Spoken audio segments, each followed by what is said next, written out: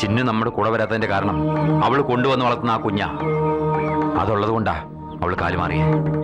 അപ്പം ആ കുഞ്ഞാണ് നമ്മുടെ മുന്നിലെ തടസ്സം. അതെ, ആ കുഞ്ഞ് അവളുടെ കൂടെ ഉള്ളിടത്തോളം കാലം അവൾ നമ്മുടെ കൂട്ടത്തിൽ വരില്ല. ആദിവാസികളല്ലാത്ത ആരെയും കാട്ടിൽ വെച്ചേക്കരുത്. അതെ, നമ്മുടെ ഊരില് ആദിവാസികളല്ലാത്ത ആരും വേണ്ട. അതെ.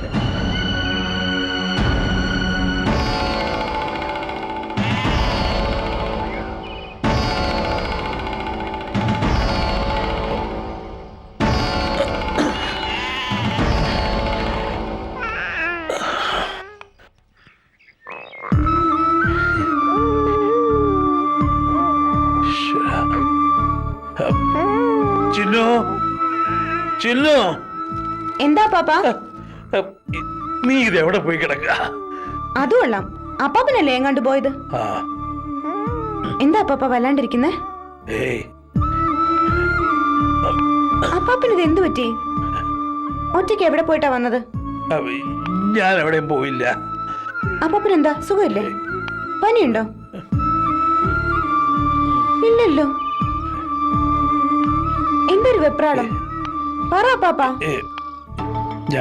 ഞാൻ നമ്മുടെ അമ്മക്കുട്ടി ഉറങ്ങിയൊന്ന് നോക്കായിരുന്നു. സത്യം പറ, എന്റെ അടുത്തുനിന്ന് അപ്പാപ്പൻ എന്താ വിളിക്കുന്നേ? ഒന്നുമില്ലാന്ന് പറഞ്ഞില്ലേ? ഉണ്ട്, പറയാൻ. എന്താന്ന് വെച്ചാ പറ പാപ്പ.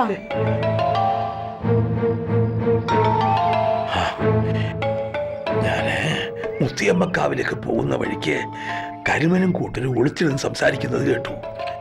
നമ്മുടെ അമ്മക്കുട്ടി കാരണ അവർക്ക് നിന്നെ അവരുടെ സംഘത്തിലേക്ക് കിട്ടാത്തതെന്ന്. അതുകൊണ്ട് ഈ കുഞ്ഞിനെ ഇല്ലാതാക്കണമെന്ന് ആ കരുമൻ പറയണത് ഞാൻ കേട്ടു. ഇല്ല, അവൻ അങ്ങനൊന്നും പറയത്തില്ല. ഞാൻ കേട്ടതാ. അത് മാത്രമല്ല, ഈ കുഞ്ഞും ഞാനും ഇവിടെ കഴിയണത് ആദിവാസി വർഗത്തിന് ദോഷമാണ് പോലും. അവൻ അങ്ങനെ പറഞ്ഞു അപ്പാപ്പ? എന്നാ ഞാൻ അവനെ കൊല്ലും. എന്റെ മോളെ തൊടാൻ വരുന്നവൻ ആരായാലും അവന്റെ കഴുത്ത് ഞാൻ അറക്കും. എവിടെയാ പാപ്പൻ അവനെ കണ്ടേ? പറ പാപ്പ, എവിടെയാ കണ്ടേ? ചോദിച്ചിട്ട് തന്നെ കാര്യം.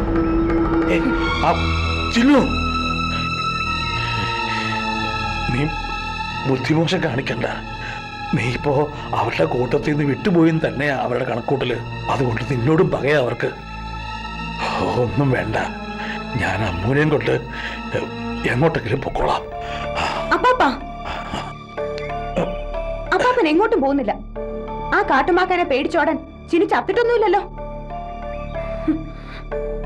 കരുമനല്ല, കാട്ടാന വന്നാലും എന്റെ അമ്മൂനെ തൊടാൻ ഞാൻ സമ്മതിക്കത്തില്ല.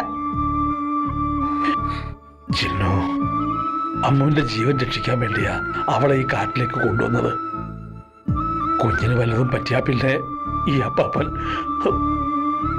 എന്നെ വിശ്വസിക്ക.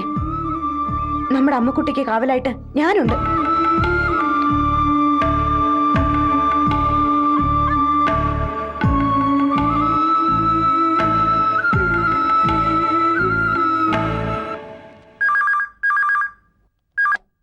ഹലോ സോനമോളെ, ഞാനാ വല്യച്ഛൻ.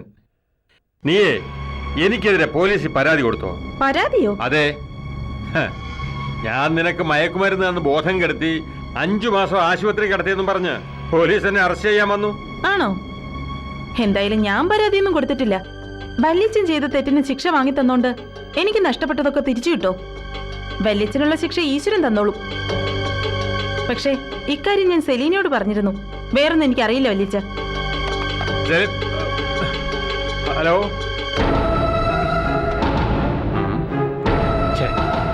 അവൾ വെച്ച് കളഞ്ഞു. ഏട്ടൻ ഇത്രയും വലിയ ക്രൂരത കാണിക്കുമെന്ന് സ്വപ്നത്തിൽ പോലും ഞാൻ കരുതിയതല്ല.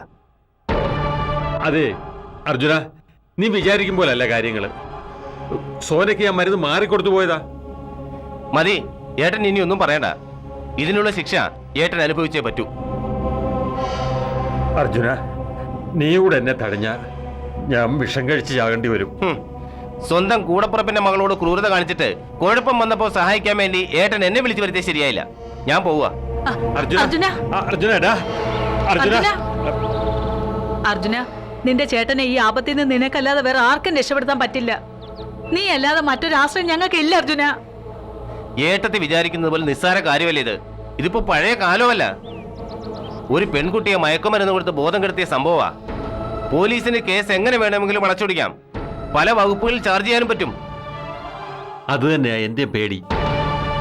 സോനമോള് പരാതി ഒന്നും കൊടുത്തില്ലെന്നാ പറഞ്ഞത്. അപ്പോ സെലീനെ കുത്തിപ്പൊക്കിയ കേസായത്. ദേ, അവളെ തറവാട്ടിൽ നിന്ന് നമ്മൾ രണ്ടും കൂടെ ഇറക്കി വിട്ടതിന്റെ പ്രതികാരമായത്. നീ നോക്കിക്കോ, ഇലക്ഷന് മുമ്പ് ഇതുപോലെ നിന്റെ പേരിലും അവൾ എന്തെങ്കിലും ചാർജ് തരും. അപ്പോ സെലീനായിരുന്നു ഇതിന്റെ പിറകിൽ അല്ലേ? അതേടാ. പക്ഷേ ചരട് വലിക്കുന്ന തെങ്ങുമുട്ടി ഫിലിപ്പോസ മരുമോളായിട്ട് കിട്ടിയിരിക്കുകയല്ലോ ASP. അവളെ വെച്ച് നീരേറ്റുകാരെ ഒതുക്കുകയാണ് അയാളുടെ ലക്ഷ്യം. അങ്ങനെ ഒരു സംഗതി ഇതിന്റെ പുറകിലുണ്ടോ ഏട്ടാ? ഉണ്ടോന്നോ? എന്റെ കരിങ്കാളിയാണ് സത്യം. ഇത് മുഴുവൻ ആ ഫിലിപ്പോസിന്റെ കളിയാ. അവനെ നമ്മളെയൊക്കെ ജയിലിൽ കയറ്റി അടങ്ങും. എന്റെ അടുത്ത് ഫിലിപ്പോസ് അങ്ങനെയൊന്നും ഇതുവരെ പെരുമാറിയിട്ടില്ല. ഇനി പുറകിൽ നിന്ന് കുത്താനുള്ള പരിപാടിയാണെങ്കിൽ അതെനിക്കൊന്നറിയണം. അറിയാനൊന്നുമില്ല, നമ്മളെ കൊണ്ടേ അവൻ പോകും. നിങ്ങൾ രണ്ടാളും പറഞ്ഞ ശരിയല്ല. ആ ഫിലിപ്പോസ് കുടുംബശത്രുവാ, ശരി തന്നെ. പക്ഷെ നിങ്ങളോട് പക ആ സെലീനയ്ക്കാ. അവളെ തീ കുരുത്തതാ. ആ തറവാട്ടിൽ നിന്ന് നിങ്ങൾ ഇറക്കി വിട്ടപ്പം അവള് ശപഥം ചെയ്തു കാണും നിങ്ങളെ കുത്തുവാള എടുപ്പിക്കുമെന്ന്. അവക്ക് കൂട്ടിനെ കൊടീശ്വരനായ ഫിലിപ്പോസ് ഉണ്ട്. അധികാരവും പണവും വേണ്ടത്ര. വലിയച്ഛന്മാരെ രണ്ടുപേരെ അവള് മൂക്കൊണ്ട് ഇച്ഛ വരപ്പിക്കും.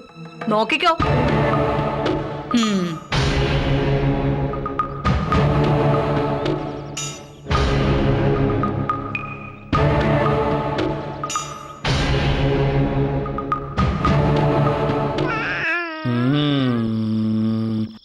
ഓം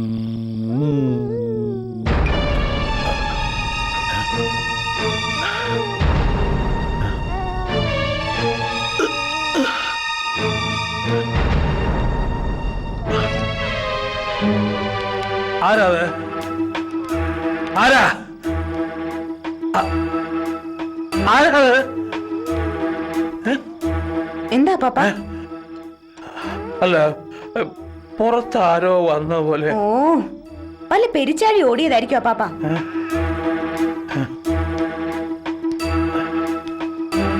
അല്ല, ഞാൻ അറിയാഞ്ഞിട്ട് ചോദിക്കുവാ. അപ്പാപ്പൻ എന്നാത്തിനാ ഇങ്ങനെ പേടിക്കുന്നേ? ഇരുട്ട് വീണപ്പോ തുടങ്ങിയതാ. അപ്പാപ്പ ശരിക്കും വിചാരിക്കുന്നുണ്ടോ കരുമൻ നമ്മുടെ അമ്മൂനെ എന്തേലും ചെയ്യുന്നു? അതെ, ഈ ആദിവാസികളല്ലാത്ത എല്ലാവരോടും അവന് പകയാ. നിന്റെ അടുത്തുനിന്ന് ഇവളെ എന്നെ അകറ്റാൻ വേണ്ടി അവൻ എന്തും ചെയ്യും. ഒത്തിരി ധൈര്യമുള്ള ആളായിരുന്നില്ല അപ്പാപ്പൻ. എന്നിട്ടിപ്പോ എന്താ ഇങ്ങനെ? അമ്മൂക്കുട്ടിയുടെ കാര്യത്തിൽ എനിക്ക് പേടിക്കാതിരിക്കാൻ പറ്റുന്നില്ല കുഞ്ഞ്. ഏതോ ജന്മശാപം കിട്ടിയ ഒരു പാവം കുഞ്ഞ്. കാട്ടുമൃഗങ്ങളൊക്കെ ക്രൂരന്മാരായ അക്രമികൾക്ക് വേട്ടയാടാൻ അവളെ ഞാൻ വിട്ടുകൊടുക്കത്തില്ല. മനസ്സ് പറയുന്നിടത്തേക്ക് ശരീരം എത്താതായി തുടങ്ങി. പണ്ടായിരുന്നെങ്കിൽ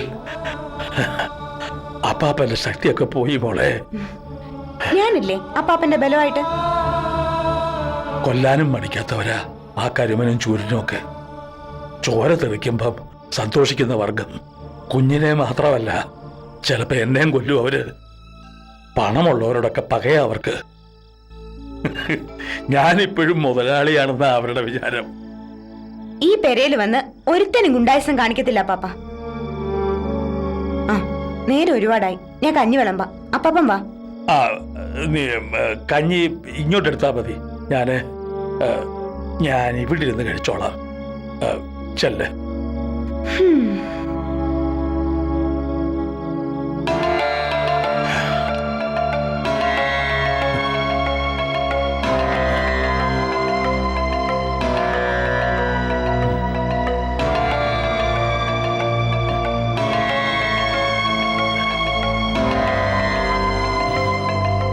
മഹേശ്വരൻ വലിയച്ഛന്റെ സ്വഭാവം എനിക്ക് നന്നായി അറിയാം. എന്റെ സ്വപ്നങ്ങൾ മുഴുവൻ തല്ലിക്കൊഴിച്ച് എന്റെ ജീവിതം ഇങ്ങനെ ആക്കിയത് വല്യച്ഛനൊരു ഒറ്റ ആളാ. പക്ഷെ എന്നോടൊരു വാക്ക് പോലും പറയാതെ നീ എന്തിനാ ഇങ്ങനെ ഒരു കേസ് ചാർജ് ചെയ്തേ? തെറ്റ് ചെയ്തത് ആരായാലും ശിക്ഷിക്കപ്പെടണം സോന. നീ തന്നെയല്ലേ വല്യച്ഛനെ വെറുതെ വിടരുതെന്ന് എന്നോട് പറഞ്ഞത്? ഒരിക്കലും നിന്നോട് ചെയ്യാൻ പാടില്ലാത്ത നീചകൃത്യോ വല്യച്ഛൻ ചെയ്തത്, അതും സ്വത്ത് മോഹിച്ചിട്ട്. വല്യച്ഛനെന്ന് പറയാൻ തന്നെ എനിക്ക് നാണമാവുന്നു. അത് എനിക്കും അങ്ങനെ തന്നെയാ. പക്ഷെ എന്റെ കാര്യത്തില് കേസ് വേണ്ടായിരുന്നു. വല്യച്ഛനോട് പറയാനുള്ളത് മുഖത്ത് നോക്കി ഞാൻ പറഞ്ഞിട്ടുണ്ട്. ഇനിയുള്ള ശിക്ഷ ഈശ്വരൻ കൊടുത്തോട്ടെ. അത് പറ്റത്തില്ല സോന. കുറ്റം കണ്ടെത്തി കഴിഞ്ഞാൽ അതിനുള്ള നടപടി എടുക്കേണ്ടത് എന്റെ കടമയാ. ആസ് എ പോലീസ് ഓഫീസർ എനിക്കത് ചെയ്തേ പറ്റൂ. സെലീന പ്ലീസ്, എനിക്ക് വയ്യ കേസിന്റെ പുറകെ നടക്കാനും കോടതി കയറാനും ഒന്നും. അപ്പൂപ്പൻ ഇതറിഞ്ഞ ചിലപ്പോ നമ്മൾ രണ്ടാളെയും വഴക്ക് പറയും. ആ മനസ്സ് വല്ലാതെ നോവൂ. അപ്പൂപ്പൻ നമ്മുടെ കൂടെ നിൽക്കൂ. വല്ലിച്ചനാ നിന്നെ ചതിച്ചതെന്ന് അപ്പൂപ്പൻ അറിഞ്ഞാൽ ആ നിമിഷം പറയാൻ പിടിച്ച് ജയിലിലടയ്ക്കാൻ. നീ ഈ പെറ്റീഷനിലൊന്ന് ഒപ്പിട്ടെ. ഞാനിതിൽ ഒപ്പിടത്തില്ല. സോന, നിനക്ക് വേണ്ടി മാത്രമല്ല, ചതിക്കപ്പെടുന്ന ഈ നാട്ടിലെ എല്ലാ പെൺകുട്ടികൾക്കും വേണ്ടിയുള്ള കേസായത്. വല്ലിച്ചമാരുടെ ക്രൂരത മൂലം ഒരു പെൺകുട്ടി കൊല ചെയ്യപ്പെട്ടത് ഈയിടെ നടന്ന സംഭവമല്ലേ? നിന്നെ മയക്കുമരുന്ന് തന്ന അബോധാവസ്ഥയിലാക്കിയപ്പോ നിനക്കും അത് തന്നെ സംഭവിക്കുമായിരുന്നു. നീ ഈ പെറ്റീഷനിൽ ഒപ്പിട്ടേ പറ്റൂ. കേസിന്റെ കാര്യത്തിൽ നിന്നെ ഞാൻ ബുദ്ധിമുട്ടിക്കത്തില്ല. സെലീന, ഞാൻ തന്നെയാ വല്യച്ഛനെതിരെ നടപടിയെടുക്കണമെന്ന് നിന്നോട് പറഞ്ഞത്. പക്ഷേ ഇക്കാര്യം നാട്ടുകാരുടെ മുന്നിലേക്ക് കൊണ്ടുവരാൻ എനിക്ക് താല്പര്യമില്ല. കാരണം ഞാൻ ഇന്നൊരു സ്ഥാപനത്തിന്റെ MD ആണ്. അതെ, ഞാനും ഒരു സ്ഥാനത്തിരിക്കുന്ന ആളാ. വെറും ഒരു ജാടയ്ക്ക് വേണ്ടി പോലീസ് യൂണിഫോം അണിഞ്ഞ് നടക്കാനല്ല ഞാൻ IPS എടുത്തത്.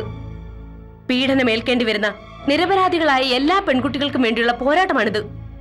അത് നീ മനസ്സിലാക്കണം.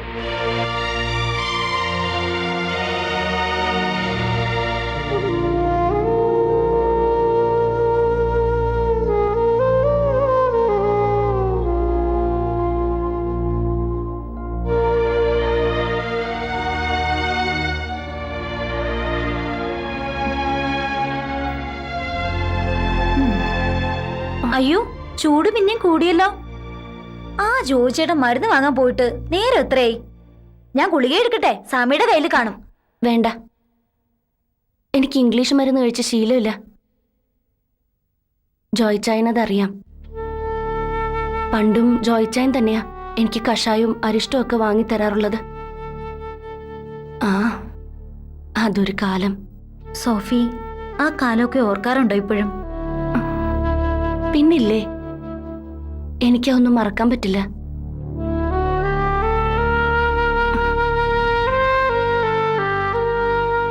ഓരോന്ന് പറഞ്ഞ് ജോയിച്ചായനെ ഞാൻ എപ്പോഴും വേദനിപ്പിക്കുമായിരുന്നു. ഒരു പുരുഷനും സഹിക്കാത്ത അപമാനവും അവഗണനയൊക്കെയാ ജോയിച്ചായൻ എന്റെ കയ്യിൽ നിന്ന് സഹിക്കേണ്ടി വന്നിട്ടുള്ളത്. അങ്ങനെയൊന്നും ജോയിച്ചേട്ടൻ എന്നോട് പറഞ്ഞിട്ടില്ല. സോഫിയെ കിട്ടിയതും ജോയിച്ചേട്ടന്റെ വീട്ടിലേക്ക് നിർബന്ധിച്ച് കൊണ്ടുപോയതും എല്ലാം ജോയിച്ചേട്ടന്റെ കുറ്റമായിട്ടാണ് എന്നോട് പറഞ്ഞിട്ടുള്ളത്. അനന്തേട്ടന്റെ മകളായ സെലീനയെ സ്വന്തം മോളെ പോലെ ജോയിച്ചായൻ സ്നേഹിക്കാൻ തുടങ്ങിയപ്പോഴാ ഞാൻ ആ മനസ്സ് കാണാൻ തുടങ്ങിയത്. സോഫി, ചോദിക്കുന്നോണ്ടൊന്നും തോന്നരുത്. സെലീന മോളെ ജോയിച്ചേട്ടൻ സ്നേഹിക്കാൻ തുടങ്ങിയപ്പോ സോഫിക്ക് ജോയിച്ചേട്ടനോട് ഇഷ്ടം തോന്നിയോ? തോന്നി. എന്തിഷ്ടം? അറിയില്ല, ഇഷ്ടം തോന്നി. എന്നുവെച്ചാ ഭർത്താവിനോട് ഭാര്യയ്ക്ക് തോന്നുന്ന സ്നേഹാണോ? ആണെങ്കിൽ ആണെങ്കിൽ പിന്നെന്താ നിങ്ങൾ ഒരുമിച്ച് ജീവിക്കാതെ സോഫി ജോയിച്ചേട്ടനെ ഇട്ടിച്ച് പോയത്? പങ്കി, എനിക്ക് നിന്റെ മനസ്സ് വായിച്ചെടുക്കാൻ പറ്റുന്നുണ്ട്. അസൂയ. നിന്നെ ഞാൻ കുറ്റം പറയില്ല. സോഫി, എനിക്ക് നീ വിഷമിക്കണ്ട. നിനക്ക് നിന്റെ ജോയിച്ചായനോട് ഒരുപാട് സ്നേഹമുണ്ട്. അതുകൊണ്ടാ അങ്ങനൊക്കെ തോന്നിയത്. നീ ഭാഗ്യവതിയാ പങ്കി. പണവും പദവിയൊക്കെ ഉണ്ടായിട്ട് എന്തിനാ? സ്നേഹം ഇല്ലെങ്കിൽ ഒന്നുമില്ല. ജോയിച്ചായന്റെ മനസ്സ് നിറയെ സ്നേഹമാ. അതനുഭവിക്കാനുള്ള ഭാഗ്യം നിനക്ക് മാത്രമുള്ളതാ. അതിന് ഞാനൊരു കാരണമായിന്ന് മാത്രം. മരുന്ന് വാങ്ങി വരുന്ന വഴിക്കൊരു ജാഥ. ട്രാഫിക് മുഴുവൻ അടഞ്ഞു പോയില്ലേ, ഒരു ഓട്ടോ പോലും കിട്ടിയില്ല. പിന്നെ അവിടെ നിന്ന് ഇവിടെ വരെ നടക്കേണ്ടി വന്നു. ദാ എടുത്തു കൊടുക്കടി. ഇനി എന്തിനാ ജോയിച്ചായ? എന്റെ അസുഖമൊക്കെ കുറഞ്ഞു പങ്കി. ആ ശരിയാണല്ലോ, പനി മൊത്തം പോയല്ലോ. ഇതെന്തൊരു അത്ഭുതം! അത്ഭുതമല്ല പങ്കി, നിങ്ങൾ എന്നോട് കാണിക്കുന്ന സ്നേഹമാ ഏറ്റവും വലിയ മരുന്ന്. ഏതൊരു അസുഖവും സുഖപ്പെടാൻ അത് മാത്രം മതി. നിങ്ങളെന്നും എന്റെ കൂടെ ഇതുപോലെ ഉണ്ടായാ മാത്രം മതി. എനിക്ക് വല്ലാതെ വിശക്കുന്നുണ്ട്. പോയി ചോറ് വിളമ്പ്. പൊടി വാ, ഞാൻ വരാം.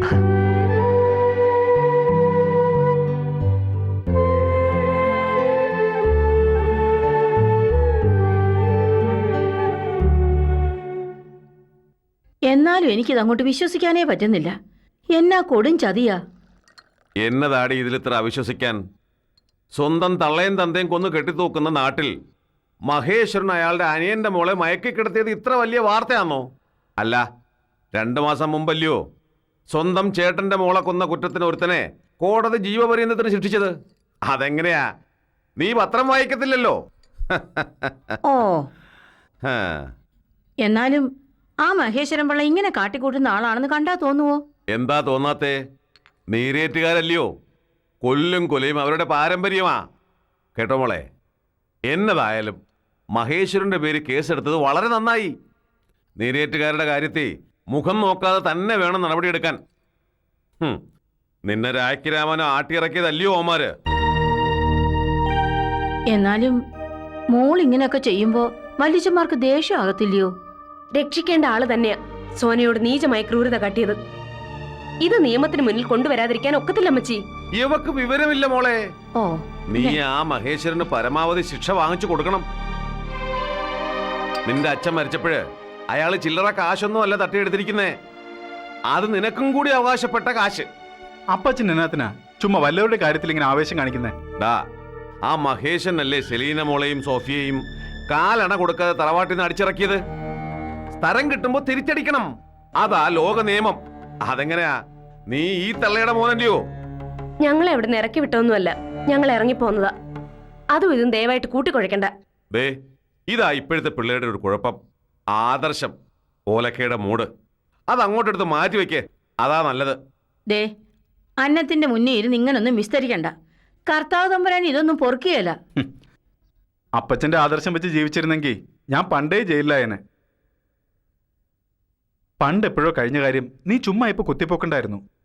മഹേശ്വരൻ വല്യച്ഛന് ശിക്ഷ വാങ്ങിച്ചു കൊടുത്തോണ്ട് സോനയ്ക്ക് നഷ്ടപ്പെട്ടതൊക്കെ തിരിച്ചു കിട്ടുമോ?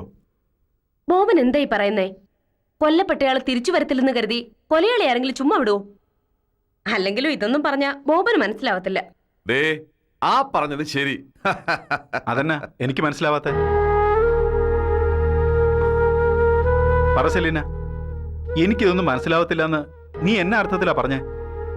മതിയടാ മോനെ, ചുമ്മാ വല്ലവരുടെയും കേസിന്റെ കാര്യം പറഞ്ഞ് നിങ്ങൾ എന്നാത്തിനാ വെറുതെ ഒച്ച ഉണ്ടാക്കുന്നേ?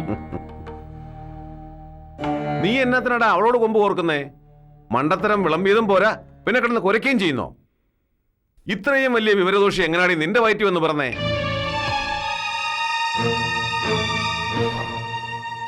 അയ്യോ മോനെ ബോബ, ഇങ്ങോട്ട് വരാൻ. ദേ, നീ കഴിച്ചില്ലേ അമ്മച്ചയും കഴിക്കാലോ കേട്ടോ. ബോബ, എനിക്കും മതി അമ്മച്ചി. മോളെ, രണ്ടിനെയും ഭക്ഷണം കിട്ടിയപ്പോ സമാധാനമായല്ലോ നിങ്ങൾക്ക്? വിസ്തരിക്കണ്ട, എനിക്ക് നല്ല വിശപ്പുണ്ട്. നീ ആ കറിഞ്ഞിട്ട് വെച്ചേ.